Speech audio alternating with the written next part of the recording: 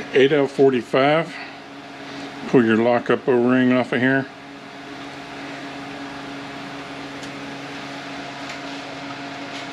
$10mm bolts in the cover.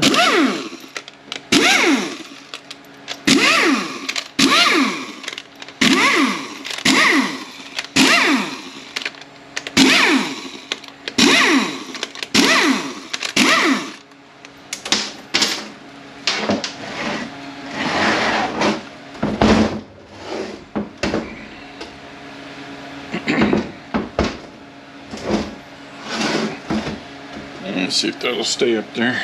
10mm on the pan.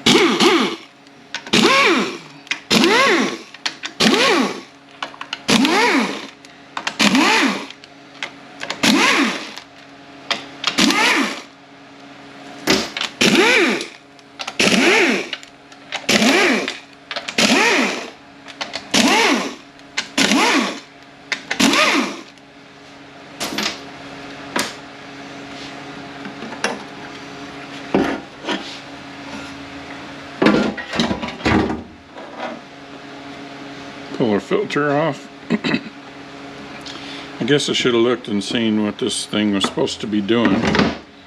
Let me go find out.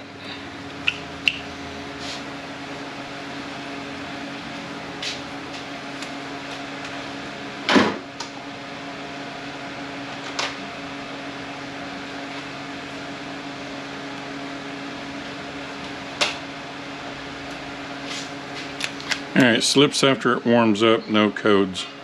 Pull your tab up, undo your harness. E12 on these. And E12's on the valve body bolts that we need to take out. And let's see, trying to remember which ones we need.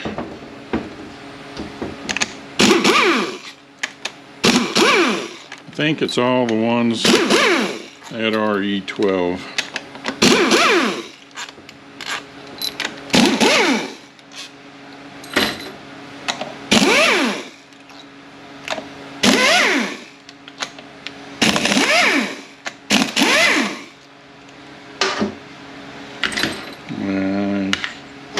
I thought that was it, but it's not. Alright, I think that was the last one. Now on your chain, you can either leave it hooked up, tilt your valve body and take it off. Do want to check the tension of it and see how loose it is before you take it off of there, or there is a tab on the back of the gear that you lift up and you slide the gear, or you slide the tab up and then you can slide the gear off. I think it was up. Might have been down. Now it's up. There we go. Oh, need to undo your locking tab for your neutral switch and push the tab in and lift up. For your linkage, you push the spring back and you pop your link off of the manual valve.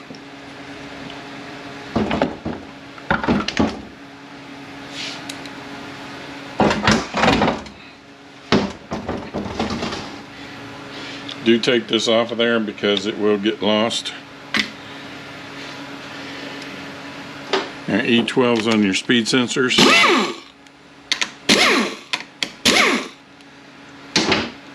You can undo your pass-through connector. I buy new connectors so I don't even try to keep from breaking them. So I just knock it out with a hammer from the case. But you do want to undo this harness first. Pull your speed sensors out. Remember which one goes where.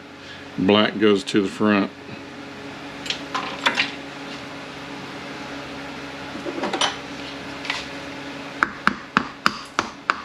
Then just knock your pass-through connector out. Pull your seal out. 2 13s here.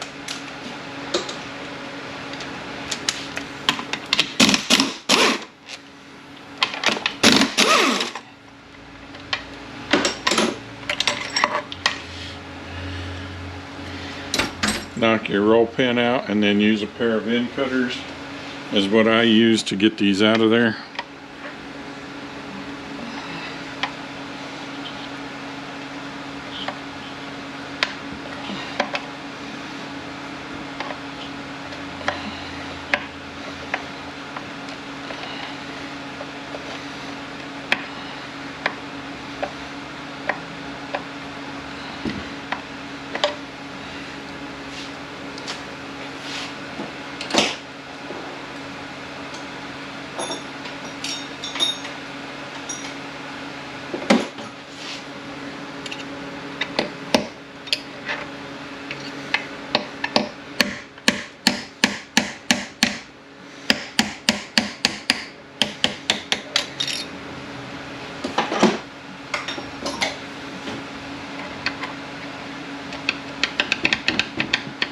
Come on out of there.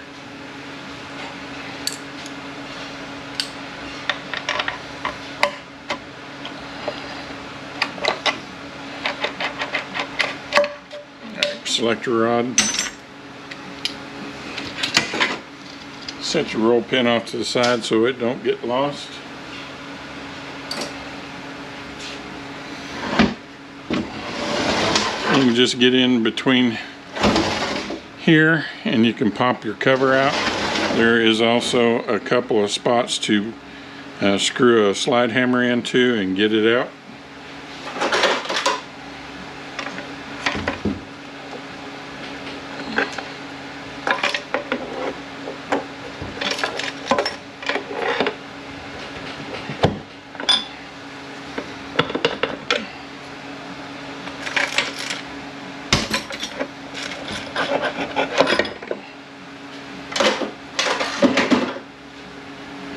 There is a washer on the back here. Make sure you don't lose that. The shiny side faces out on your gear. The dull side faces in. 13 millimeters on your stator. There is another washer in here and a sealing ring here.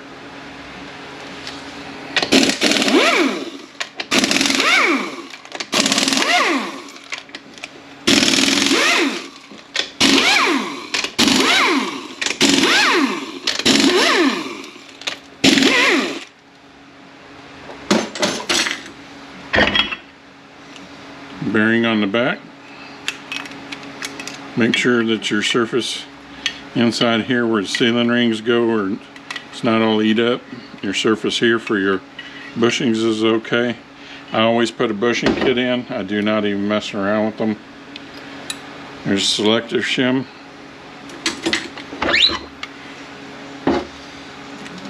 Shim and a washer bearing on the back of here.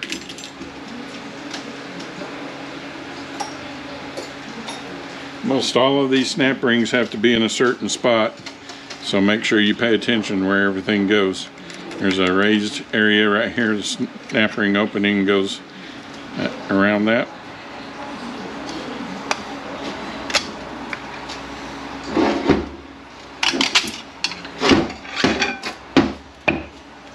Are they different or pretty much the same thing? It looks pretty much the same, just a little smaller.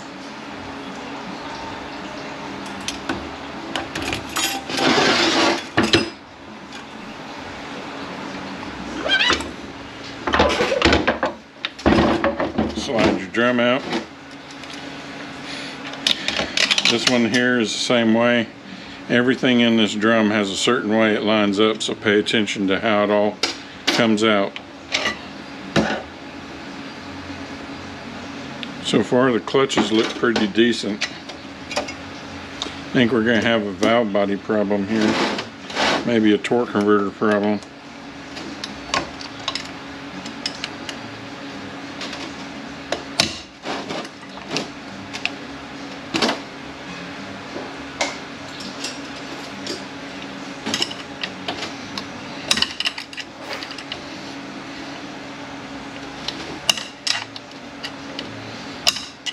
All right.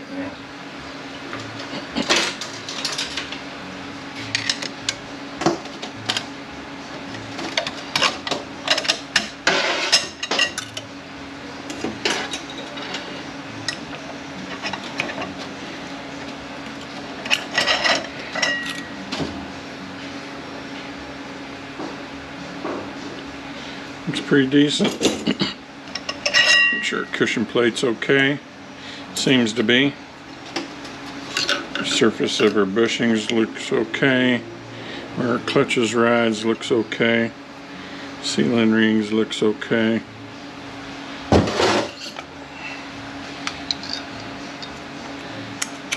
Bearing here. Everything looks okay there. Our planet. Bearing looks okay. Make sure our pinions are not moving up and down too much and that there's no wobble to them.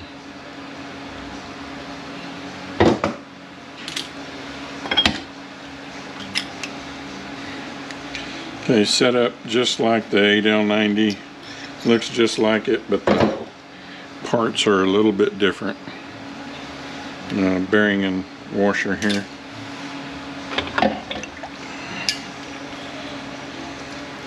Washer here.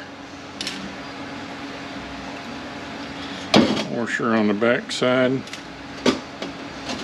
Same thing on this planetary.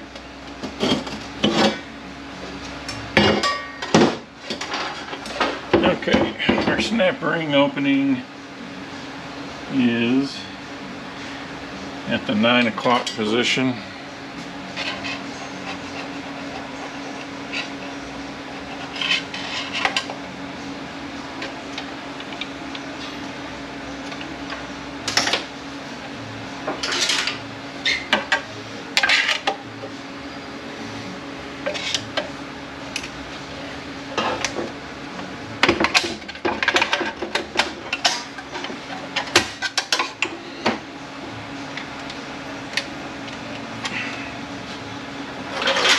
Give the center support a little tap.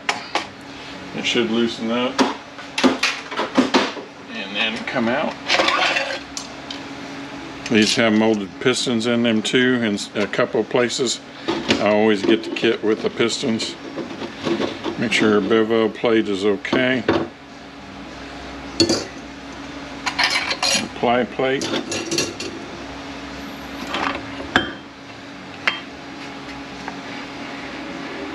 Make sure sun gears are okay. And the bearing. Ring gear looks okay.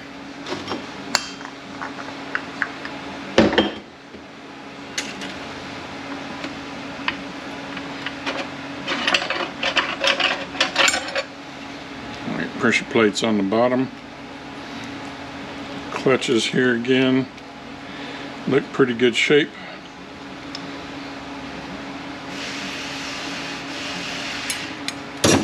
Pressure plate looks okay. Opening of the snap ring is at the 4 o'clock position.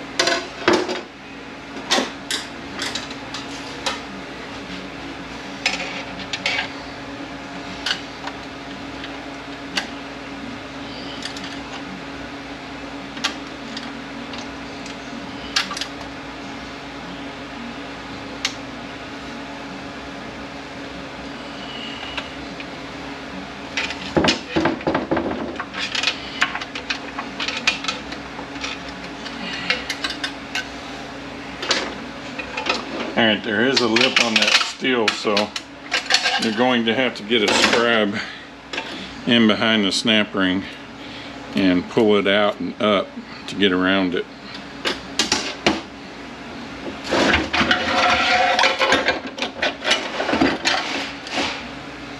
Alright, these are a little bit burnt.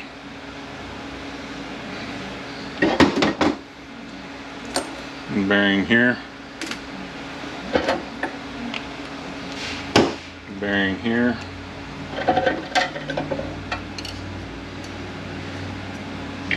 Cushion plate on the bottom, it's okay.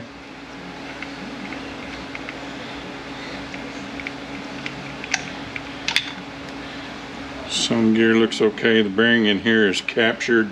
Just make sure it's in good shape. If it's not, usually all this is going to be eat up.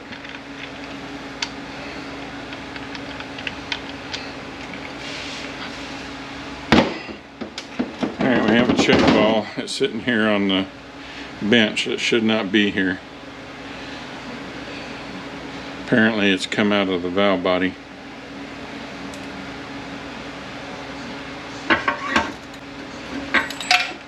Alright, our output shaft, bearing here and a bearing here. They look to be okay. Make sure where your seal goes not all grooved up.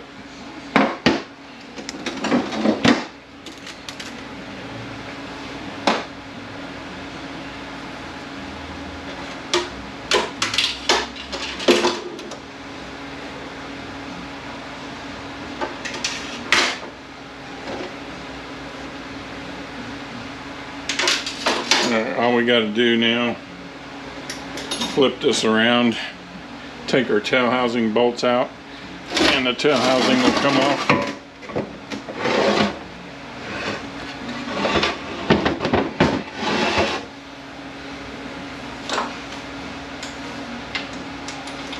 $15 millimeters.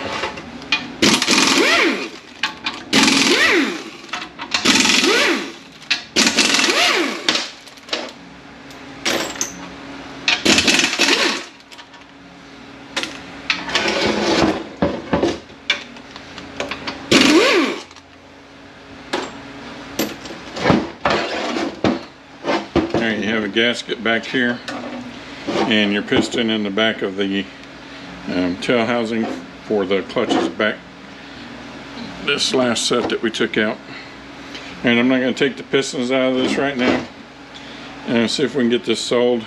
I always put both Sonac zip kits in it, the shift zip kit and the TCC zip kit. I put both harnesses. I put the pass-through connector and and the valve body harness. I put the master kit with pistons in it. What else? A bushing kit, filter, of course, torque converter. I believe that's what I normally put in these. If anything changes, I'll put it in the video somewhere. Alright, we'll see you on the rebuild.